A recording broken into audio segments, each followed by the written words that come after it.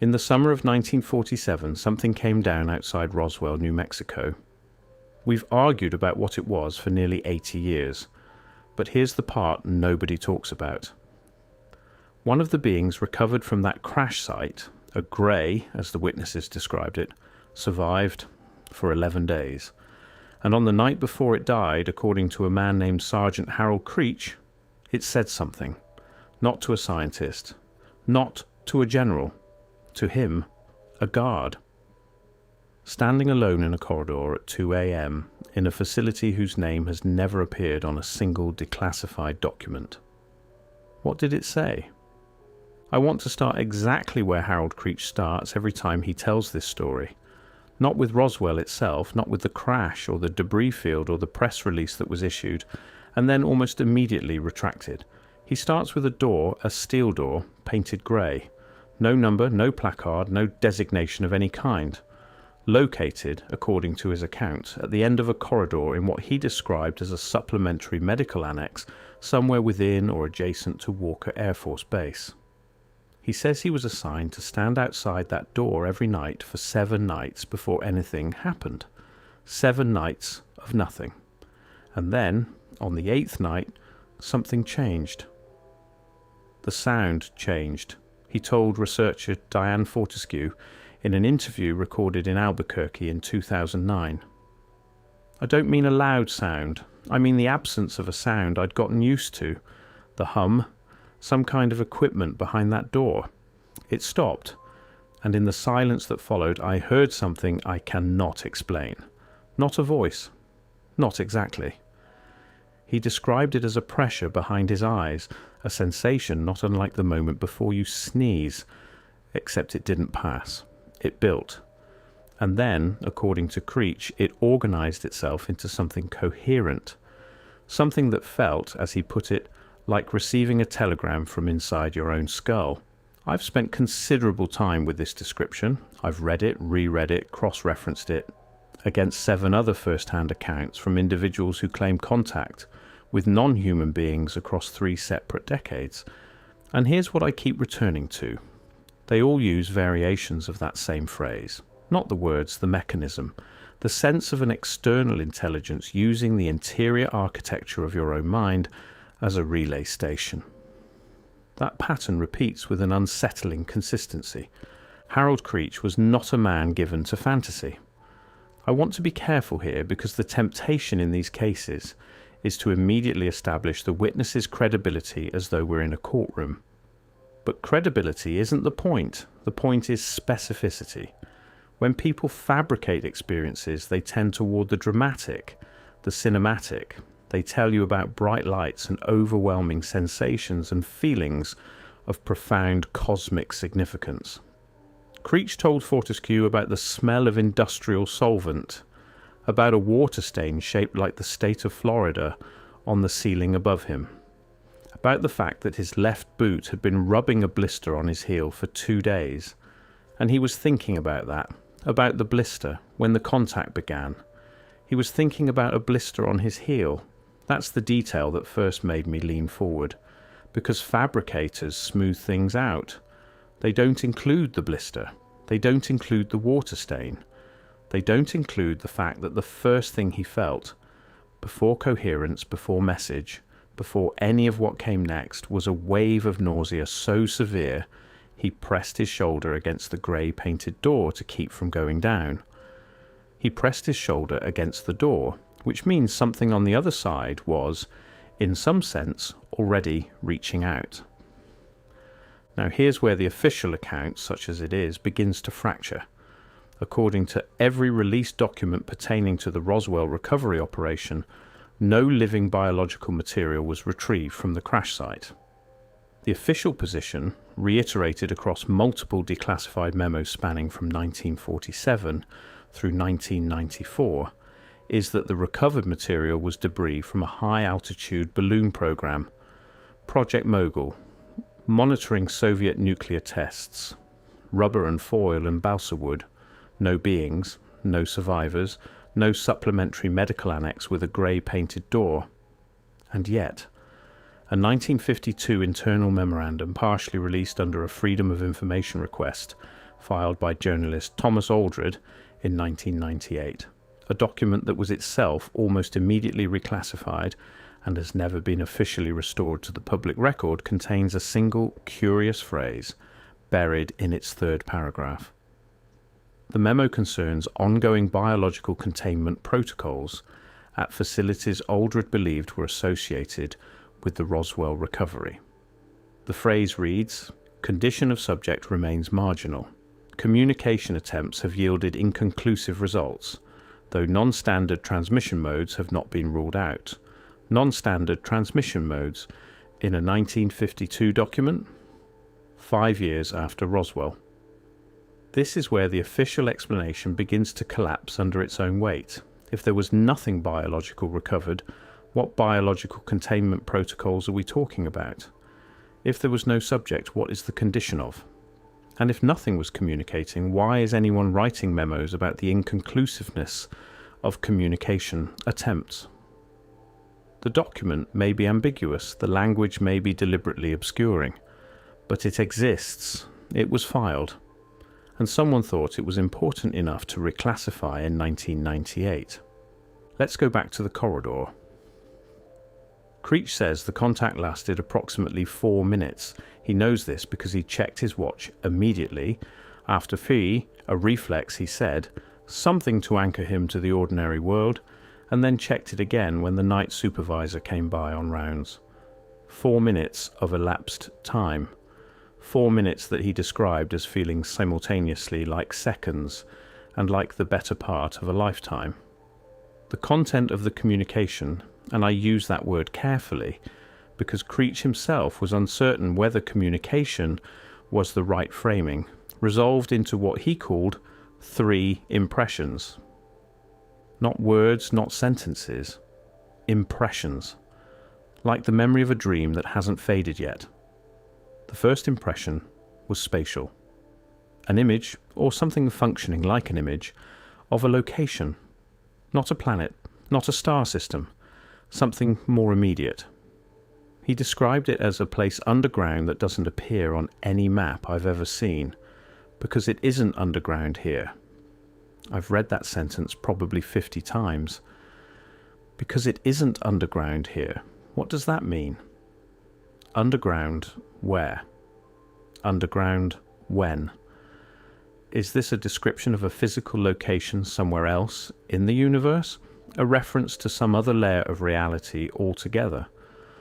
Or was it simply the best translation a 1947 Army sergeant's brain could produce for a concept it had no existing framework to hold?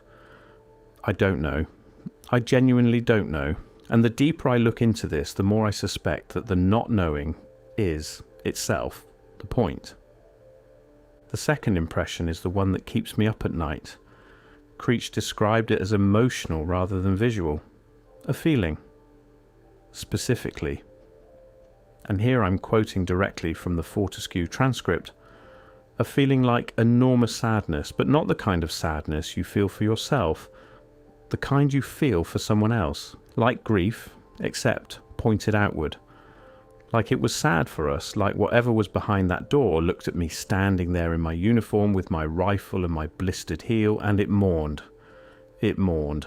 A non-human intelligence dying in a steel room behind a grey-painted door in New Mexico extended its final transmissions outward and chose, apparently, to communicate grief.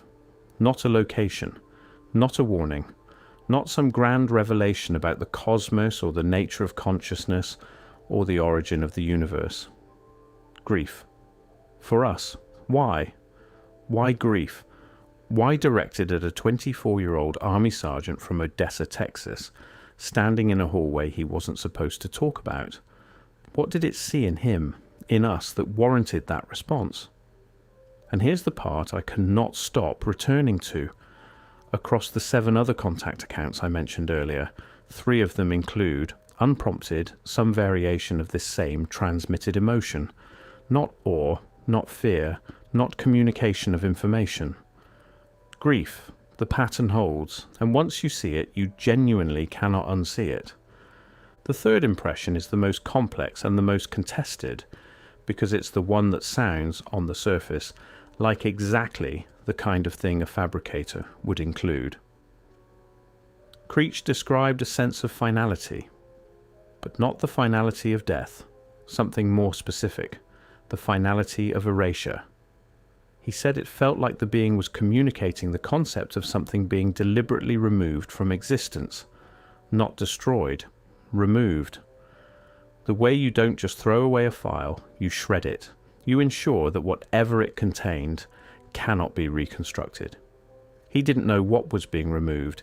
He said it wasn't clear whether it was referring to itself or to its ship or to some category of knowledge or to something else entirely that he had no way of naming. But the feeling, the impression, was specific enough that he used the same word 3 separate times in 3 separate interviews across 15 years. Intentional. Whatever erasure was being communicated, it was being communicated as intentional, deliberate, done by someone to something. This raises a simple but critical question. If the being was dying, if it had perhaps 11 days to exist in that grey room, why spend part of what might be your final coherent transmission describing an act of deliberate erasure? Unless what was being erased was important enough that even a dying intelligence wanted someone, anyone, to know it had happened. Harold Creech did not report the contact, not that night, not the next morning, not for 43 years. This is the part that the skeptic in me wants to hold on to. 43 years of silence.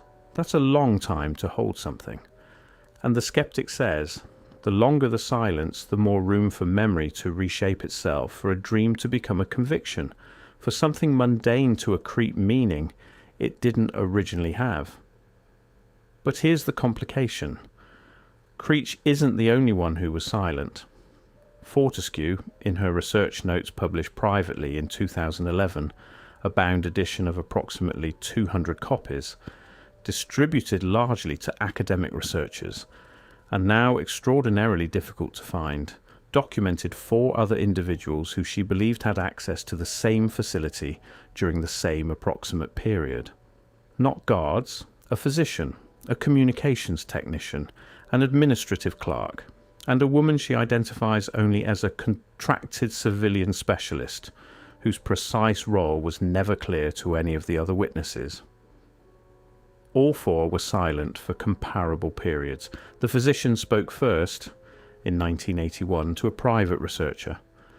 The communications technician never spoke publicly at all. Fortescue learned of his experience only through his widow, who found a handwritten journal in a box of belongings 14 months after his death in 1999. The journal apparently was 11 pages long. Fortescue claims she was allowed to read it once in a kitchen in Flagstaff, Arizona in 2003. She was not allowed to photograph it or transcribe it. She was asked to leave it on the table when she departed. She never saw it again. The silence was not just deafening. It appears to have been to some degree maintained. I want to talk about what the communications technician wrote in those 11 pages, as Fortescue remembered it, because this is where the convergence becomes impossible to dismiss. He described, apparently, a sensation during his time at the facility that he'd never been able to fully articulate. A feeling that the being, he referred to it only as the patient, was broadcasting continuously, the way a radio station broadcasts whether or not you have a receiver. Most people, he wrote, simply didn't have the receiver, or didn't know they did, but on certain nights at certain hours the signal would strengthen. And in those moments of strengthening he said he received what he called flashes of architecture. Not buildings, a different use of the word. Architecture as in structure, pattern, the underlying skeleton of something too large to see whole. He couldn't say what the architecture belonged to, but he wrote, and Fortescue remembered this sentence specifically because it stayed with her. He wrote, "It isn't that they know something we don't. It's that they remember something we've been made to forget. Something we've been made to forget." The evidence accumulating detail by detail suggests something considerably larger than one dying being in one undocumented room. It suggests the possibility, I'm saying possibility, not conclusion, that the contact wasn't accidental, that the choice of a 24-year-old sergeant, a communications technician, a physician, a civilian specialist wasn't random, that the being, or beings, or whatever intelligence was operating in that facility in those 11 days was selecting, was choosing who to reach and what to transmit. And if that's true, if that's even partially true, then what were they selecting for? I tracked down a man named Vernon Quist in Tucson in the spring of 2022. Quist is now 84 years old, and he spent 31 years working in what he describes as records management for a series of defense contractors whose names he declines to provide. He is not, he insists, a whistleblower. He didn't reach out to me. I found him through a chain of referrals that began with Fortescue's research notes and wound through 4 intermediaries over the better part of 18 months. What Quist told me was this. He said that during his career he encountered on 3 separate occasions files that bore a specific classification, marking he had never seen documented in any official guide to classification protocols. Not top secret, not special compartmentalized information. Something he described as a typographical sequence that he drew for me on a napkin. A sequence I will not reproduce here, not because I was asked not to, but because I'm not certain it would be safe to. He said those files, whatever their content, shared one common characteristic in their metadata. They all had origination dates between July and October of 1947. All of them. Different facilities, different departments, different contractors, different decades of filing, but the same origination window, the same 11-week span that includes the Roswell incident. And here's the strangest part. None of those files, according to Quist, had any content description in their index entries. The metadata existed, the origination dates existed, but the field where the subject or content should have been listed was not blank. It had been overwritten with a single repeated character. A 0, not a dash, not redacted, not classified, a 0 repeated in every content field across every document in that strange and unacknowledged classification category. Zeroed out. Removed. Intentional. I keep coming back to that word, the one Creech used 3 times. Intentional. And I keep asking myself, what would it mean for that to be true? Not in the conspiratorial sense, not who did it, not which agency, not which specific human hands carried out which specific act of erasure. That's not the question that haunts me. Those questions have answers somewhere. Documents, perhaps, witnesses, paper trails that someone eventually will follow all the way to the end. No, the question that haunts me is simpler and more disorienting. The question is, what did we lose? If the being transmitted something in those 11 days, if it spent its final coherent hours broadcasting to anyone with the right receiver, what was the content of those transmissions? Creech got 3 impressions. The communications technician got flashes of architecture. The physician, I know almost nothing about what the physician received because his 1981 account was apparently given under conditions of anonymity that have been rigorously maintained, and what little filtered back to Fortescue was vague to the point of uselessness. But there were others. The civilian specialist. Others Fortescue may not have found. Others who may have sat quietly in their lives for decades, carrying something they didn't know how to name, dying without ever telling anyone, taking whatever they received with them into whatever comes next.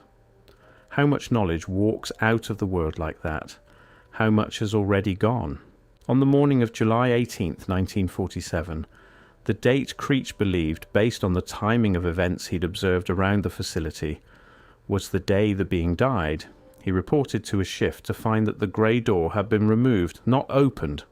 Removed, the hinges ground off, the frame bare, the room beyond empty. Cleaned, freshly painted, lit by a single overhead lamp. Empty in the way that a space is empty when emptiness has been deliberately installed in it.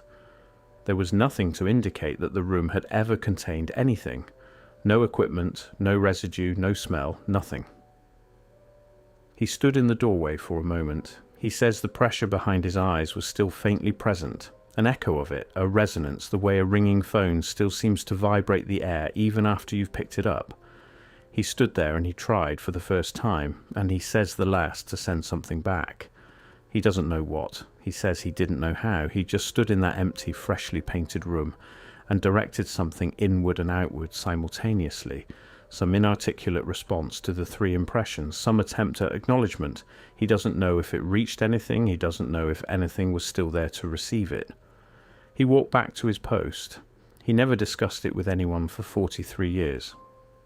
He watched the official story solidify around him like concrete around a buried thing, and he let it, because what else do you do with something that has no language? So what did it say? What did a dying non-human intelligence confined to a grey room in a facility that has never appeared on a single public document choose to transmit to the humans within range of whatever it was using to transmit? A location underground that isn't underground. Here. Grief directed outward, at us specifically and deliberately, and the concept of intentional erasure, of something important being deliberately removed from the record. 3 impressions, 11 days, 1 witness who spoke about it, 4 others who carried fragments, an 11-page journal burned or buried or lost in a box in a garage somewhere. Classification markings that don't appear in any official guide, files with their contents replaced by zeros. I am not telling you what to conclude. I'm not sure I know what to conclude. The closer I get to this, the more it behaves like something designed to resist conclusion.